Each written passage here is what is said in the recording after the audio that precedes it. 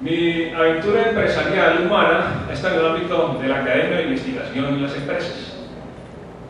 Y he tenido la oportunidad de examinar muchos procesos de capacitación, incluidos unos que casi no podría mencionar ahora, como la creación de nuestro INALDE en la Sabana, o también Forum en la Sabana, u otras múltiples experiencias de diriventas y muchas otras que se han dedicado al renglón de la capacitación.